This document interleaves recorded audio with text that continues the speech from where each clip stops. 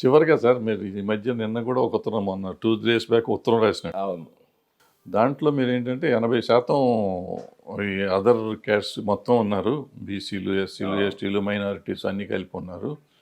ఉన్నప్పుడు పవన్ కళ్యాణ్ గారు మీరు వచ్చి చేయాలి అన్నారు.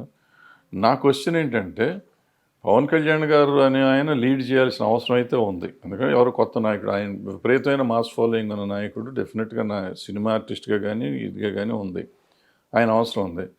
ఇప్పుడు ఈ 2 రాష్ట్రాల్లో ఈ 80% మనుషులు ఒక మనిషి కూడా మనకు ముఖ్యమంత్రి చేసే అర్హత ఉండే యువకులు లేరా? వాళ్ళని ఎందుకు ఆయనే వచ్చి ఎందుకు రాజ్యం చేయాలని మీరు అనుకుంటున్నారు? నేను అనేది మీ క్యాస్ట్లో నుంచి రావాలి, ఉన్నోళ్ళలో రమ్మన్నానండి. ఎందుకు రాకూడదు? ఆయన బయట నుంచి వస్తారు, ఫస్ట్ ఎక్స్పీరియన్స్ లేదు, 2 సినిమా యాక్టర్, ఆయన పెద్ద ఇదేం లేదు, ఇక్కడ స్టేట్ కాదు యాక్చువల్గా. ఆయన వచ్చి ఎందుకు చేయాలి? మన వాళ్ళు ఎందుకు చేసుకోలేరు? మన దగ్గర మనం తయారు చేసుకోలేకపోయాం ఎంతకాలం. అంటే పవన్ కళ్యాణ్ ఈ స్టేట్కి సంబంధించిన మనిషి అనే భావన నేను వేరే రకంగా చెప్పట్లా, వేరే రకంగా కాదంటే ఇప్పుడు అట్లా అనుకోండి. నేను ఇక్కడ సంబంధం లేదు కదా, అందరం ఇక్కడ వాళ్ళే, అందరం ఇక్కడి నుంచి వచ్చిన వాళ్ళు. భయపడుతూ ఆంధ్రుడే కానీ అవునవును, తెలంగాణ వాడు కాదు. అవును. తర్వాత తెలంగాణ అయినా ఆంధ్ర అయినా ఒకటే సార్. ఇప్పుడు అసలు అంతా అందరం తెలుగు వాళ్ళు, దానికేం సంబంధం. ఆంధ్రాకి సంబంధించి పొలిటికల్ పార్టీ పెట్టాడు, ఇక్కడ రాజకీయం చేస్తున్నాడు.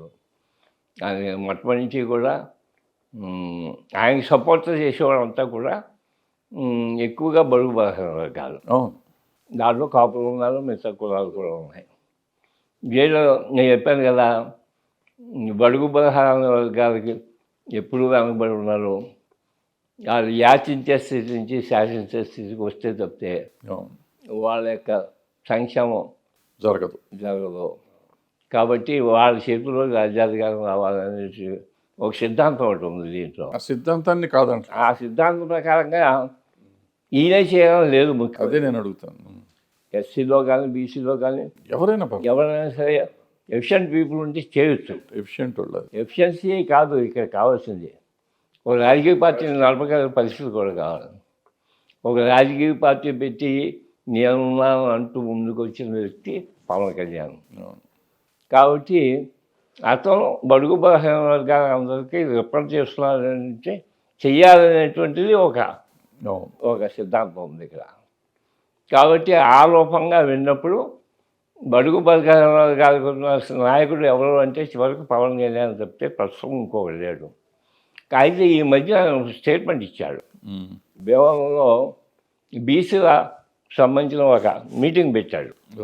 ఆ మీటింగ్ పెట్టినప్పుడు ఆయన ఏమన్నా అంటే దశల వారీగా అంచెలుగా బీసీలు ఎస్సీలు కూడా ముఖ్యమంత్రి చేయాల్సిన ఎస్సీ ఉంది, అదే నా సిద్ధాంతం అని చెప్పి ప్రకటన చేశాడు. కాబట్టి ఆయనే కొనసాగాలి, సంవత్సరాల తరఫున సిద్ధాంతం కాదండి. ఈయన కొన్నాళ్ళు చేసినా అంచెలుగా వాళ్ళు కూడా ముఖ్యమంత్రి అయ్యే స్టేజ్కి రావాలి అనేటువంటి ఆయన యొక్క సిద్ధాంతం. ఆ సిద్ధాంతం ప్రకారంగా జరిగిన 80% ఉన్న బడుగు బలహీన వర్గాలు వాళ్ళు ముఖ్యమంత్రి అధికారం చేపట్టి వాళ్ళ యొక్క రక్షణ, వాళ్ళ యొక్క సంక్షేమం కూడా సొంతంగా చూసుకునే స్టేజ్కి రావాలనే సిద్ధాంతం మీద నడుస్తున్న విధానం ఇది. ఆ పరిస్థితుల్లో ఒకసారి జరిగేది కాదు, ఈవేళ జరగమంటే జరగకపోవచ్చు.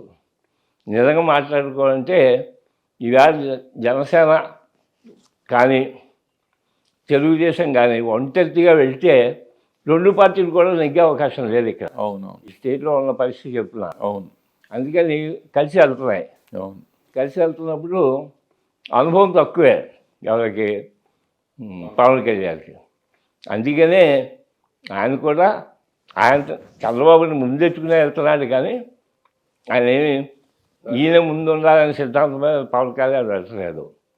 కానీ మా యొక్క డిమాండ్ ఏంటంటే అధికారం అన్నది ఒక్క చేతిలోనే ఉండకూడదు, బడుగు బలహీన వర్గాల చేతుల్లో కూడా రావాలనే సిద్ధాంతం మీద కలిసి ప్రయాణం చేస్తున్నాం. కాబట్టి చెరిసాకం పంచుకోవాలి. 5 సంవత్సరాల కాలంలో మొదటి 3 సంవత్సరాలు చంద్రబాబు నాయుడు గారు ముఖ్యమంత్రిగా ఉండి ఆఖరి 2 సంవత్సరాలు కనీసం ఆఖరి 1 సంవత్సరమైనా పవన్ కళ్యాణ్ ముఖ్యమంత్రిగా ఉండాలని ఆ సిద్ధాంతమే వెళ్తున్నాం మేము. మీ సిద్ధాంతం కరెక్ట్. నేను ఇంకొక ఊరికి ఆల్టర్నేటివ్ చెప్తా సరదాగా.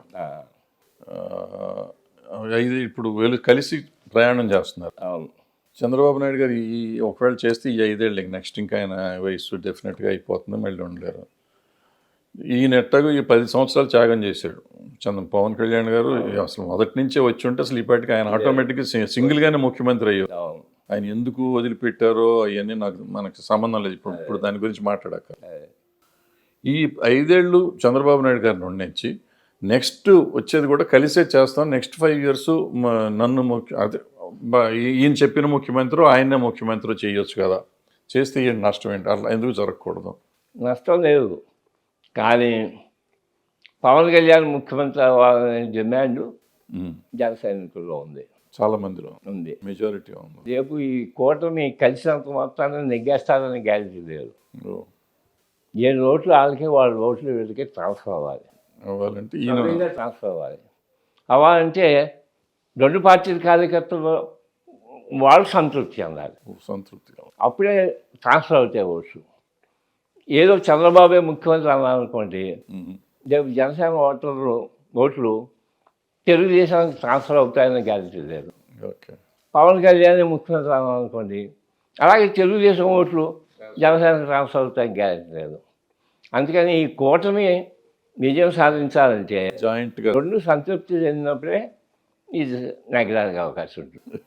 కాబట్టి ఇద్దరు చంద్రబాబు ముఖ్యమంత్రి అవ్వాలని వాళ్ళు, పవన్ కళ్యాణ్ ముఖ్యమంత్రి అవ్వాలని వీళ్ళు కలిసి అంటున్నారు. కలిసి ముందుకెళ్ళి కలిసి ఓట్లు వేస్తే గెలుస్తారు. ఓట్లు సభ్యంగా ట్రాన్స్ఫర్ అవ్వాలంటే అధికారం పంపకం జరగాల్సిందే, లేకపోతే కలిసి ప్రయోజనం లేదు. కలిసి కూడా వైఎస్ఆర్సీపీని ఓడించడం కష్టం. కాబట్టి ఆ సిద్ధాంతం మీద పంపకం జరగాలి, తప్పదు, లేకపోతే కలిసి ప్రయోజనం లేదు. సరే, చివరిగా ఈ రాష్ట్రం సంగతి వదిలేద్దాం కొంచెంసేపు. ఇప్పుడు మనం చెప్పిన ఈ 80% గురించి మాట్లాడదాం. ఈ 80% ఎవరైతే ఉన్నారో వాళ్ళ అన్ని సామాజిక వర్గాలు కలిపి, అంటే డౌన్ ట్రాడెన్, పీడిత తాడిత అని మనం మాట్లాడతాం. వీళ్ళు 80% ఉండి రాజ్యాధికారం ఎందుకు రావట్లేదు? 75 ఏళ్ళ నుంచి ఎందుకు వీళ్ళు కలిసి ఉండట్లేదు? వీళ్ళని ఎక్స్ప్లాయిట్ చేస్తున్నారు అన్ని పార్టీలు. వాళ్ళకి ఒక్కొక్క శాఖ పెట్టేసి, ఓ ప్రెసిడెంటో చైర్మన్ సెక్రటరీ అది ఇచ్చేసి, లేకపోతే ఒక కార్పొరేషన్ పెట్టి వాళ్ళని తోసేసి ముక్కలు చేస్తున్నారు. ముఖ్యమైన కారణం ఆర్థికంగా బలహీనం అవటం, 2వ కారణం రాజకీయంగా బలహీనం అవటం. ఈ 2 కారణాల వల్ల చేతిలో రాజ్యాధికారం రావట్లేదు. ఆర్థికంగా బలవంతులు, రాజకీయంగా బలవంతులైనటువంటి రెడ్లనండి, కమ్మలండి, లేకపోతే ఇతర కులస్తులనండి, అగ్రవర్ణాలు, వాళ్ళ చేతుల్లోనే పరిపాలన. కన్షీరామ్ గారు ట్రై చేశారు ఒకసారి, ఎంపీలో వచ్చింది, యూపీలో వచ్చింది కదా, కన్షీరామ్ గారు ట్రై చేశారు మా స్టేట్లో, అప్పుడు వచ్చింది కదా. అలాంటి ప్రయత్నాలు మళ్ళీ వేరే స్టేట్స్లో ఎందుకు చేయలేకపోయారు వీళ్ళంతా కలిసి అనేది నా పాయింట్. వేరే స్టేట్స్ మన సంఘం నాకు సరిగ్గా అవగాహన లేదు, కానీ మన స్టేట్లో మాత్రం కారణం ఇదే. ఈ కులాలన్నింటికి ఆర్థికంగా చాలా బలహీనలు. అక్కడ బలహీనలే కదా అసలు, అక్కడ కూడా బలహీనలే, కానీ అక్కడ చైతన్యం వేరు, ఇక్కడ చైతన్యం వేరు. కానీ వాళ్ళే బాగా వెనకపడ్డారు మనకంటే. ఇప్పుడు మనకి ఓ పక్కన కమ్యూనిస్ట్ పార్టీలో చేసి 2 రాష్ట్రాల్లోనూ తెలుగు వాళ్ళల్లో బాగా చైతన్యం ఎక్కువ ఉంది, కానీ ఎక్కడో వెనకపడ్డాం, నాయకత్వంలో వెనకపడ్డాం అని నా ఫీలింగ్. ఈ స్థాయిదారు ఒకటి ఏదో పదవులు ఏదో ఇస్తామని ఈ మధ్య వచ్చినాయి కదా సార్, మొదటి నుంచే ఉంది. పదవులు ఒకటి, అది ఏ ఒకటి,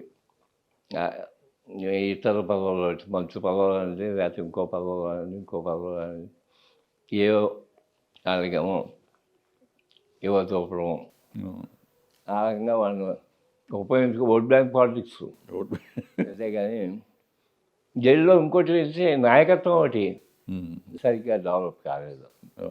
మిగతా కులాల్లో అది కూడా సంజయ్ గారు కూడా ఓన్గా వచ్చాడంటే ఓన్గా రాలా.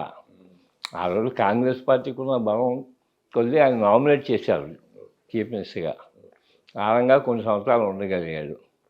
అంతేగాని సొంతంగా ఆయన బలం సంపాదించుకుని మాత్రం. తర్వాత అంజయ్ గారు కూడా వచ్చారు ఒకసారి. అంజయ్ కూడా రెడ్డే కదా, రెడ్డి పక్కా రెడ్డి, నిజంగా రెడ్డి. అంజయ్ రెడ్డి నిజమా? పేరు అంజయ్ కానీ అంజయ్ రెడ్డి. అసలు మీరు సరిగ్గా కనుక్కోండి, ఓన్ ప్యూర్ రెడ్డి కమ్యూనిటీ కూడా. ఎక్కువగా రెడ్డిలే పరిపాలన చేశారు ఈ రాష్ట్రాన్ని. ఇంకోటి కూడా ఏంటంటే స్వాతంత్రాన్ని తీసుకొచ్చిన రోజుల్లో మన రాష్ట్రానికి సంబంధించి కాపులు కానీ అదర్ బీసెస్ కానీ అంతా కూడా స్వాతంత్ర విరుద్ధంగా ఎన్విరాన్మెంట్ తక్కువ. అప్పుడు రెడ్లు కమ్మలే పార్టిసిపేట్ చేశారు. సో స్వాతంత్రం వచ్చిన తర్వాత కూడా వాళ్ళు అప్పుడు పార్టిసిపేట్ చేయటం వల్ల అది కంటిన్యూ అయిపోయింది. ఇప్పుడు వెస్ట్ గోదావరి ఉందనుకోండి, అది బ్రిటిషర్స్ టైంలో ఇక్కడ కాంగ్రెస్ పార్టీలో కమ్మాలు క్షత్రియాసే ఉన్నారు. స్వాతంత్ర సమర యోధులుగా దాంట్లో పార్టిసిపేట్ చేసిన వాళ్ళు. కాపులు మెజార్టీ ఉండి కూడా వీళ్ళంతా జస్టిస్ పార్టీలో ఉన్నారు కానీ కాంగ్రెస్లో లేదు. అప్పుడు ఆఫ్టర్ ఇండిపెండెన్స్ మళ్ళీ ఆ 2 కులాలే పెత్తనం చేసింది ఇక్కడ వెస్ట్ గోదావరిలో. అయితే రోజులు చేశారు, అది కమ్మలు చేశారు. కాపులు వెనకబడిపోయారు. ఆ హెరిడిటరీగా జరిగిన విధానంలో కూడా ఈ కులాలు వెనకపడి ఉండటం, ఆ కులాలు పైకి రావడం కూడా జరిగింది. అది కూడా ఒక కారణం. Hit TV presents like, share, comment. TV వాళ్ళకు కూడా నేను ఒక సర్ప్రైజ్ ఇద్దాం అనుకుంటున్నాను. మీరు మాత్రమే జెస్సీ ఎందుకు అయ్యారు? ఇలాంటి అమ్మాయిలకి పిలవడానికి బాగుంటుంది. చందు సాయికి like you and have a జనాలకి ఒక పేరు నచ్చిందంటే దీనికి ఒక ప్రాసెస్ ఉంటుంది. ఎందుకు ప్రాసెస్ డైరెక్ట్గా వెళ్ళిపోదాం. ఏదైనా ఒకటి మర్చిపోయినావా నువ్వు? ఏం మర్చిపోయావు? ఏదో ఆ టైంకి మన సుడి బాగుంటే ఎవరన్నా చూపిస్తే రాయగలం కానీ డోర్ టు డోర్ సేల్స్ చేసేవాళ్ళు. శారీ వస్తుంది, శారీలో వెనకాల కట్టుకుని